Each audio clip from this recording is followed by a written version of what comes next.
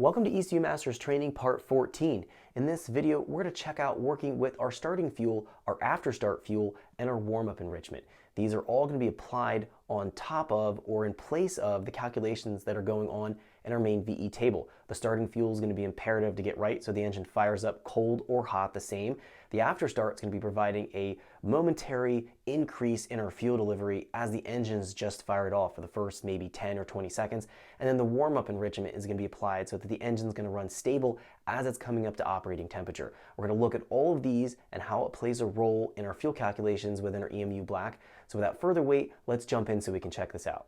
Okay, so let's get started. We're going to be taking a look at working with our cranking fuel, our post-start or after-start enrichment, and our warm-up enrichment in this training tutorial. Now, before we jump in and take a look at any of the tables and things that we need to know in order to tune these properly, you need to make sure you have the correct page layout open on your screen so you can follow along with what I'm showing in the video.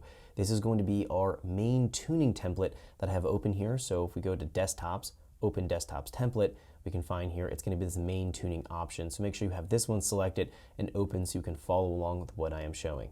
So right now we're in our setup page here, and we're going to move across into our second page called CNKF, or abbreviated for cranking fuel. Now when we're within this page here, we find we have some tables associated with our cranking fuel, our after start enrichment and warm-up enrichment. We have some parameters that we can edit here, and then we also have our live data. So let's just talk about what's on the screen real quick, and then we'll move into talking about the general operation of how these tables are going to be fitting together and working together. Then we'll jump into each individual table and the parameters for that and talk about what you need to know. So on the left-hand side, we have our basic parameters here. We have our fueling parameters here. So these are going to be everything related to all of our fuel calculations. We also have our enrichments. These are going to be things like our after start or warm-up enrichment. We can take a look at what these are doing so we know what is being applied as far as a correction goes. We also have our idle control in our window here.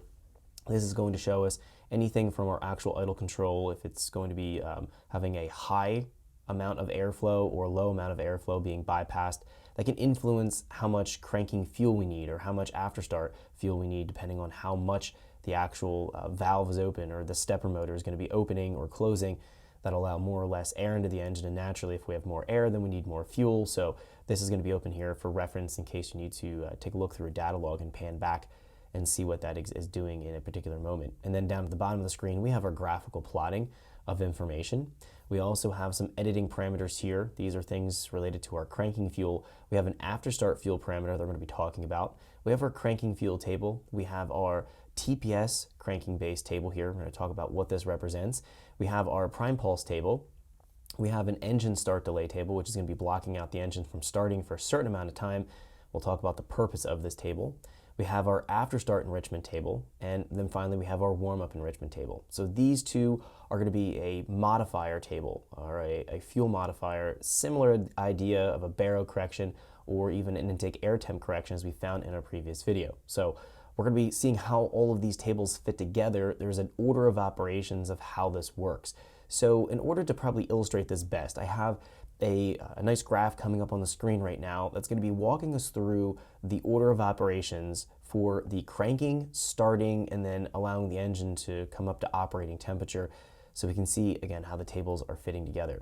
So taking a look at our picture, we have a injector pulse width here on our one axis, and then on the bottom it's going to be time. So if we look all the way to the left, where the time axis would start. Thanks for checking out our teaser clip. If you want to see the rest of this video and more than 500 hours of current EFI training we have to offer, make sure you click right here. If you want to go and check out more teaser clips from this training course, click here, and you don't want to miss any of the videos we're going to be releasing on this channel, so make sure you subscribe and click here.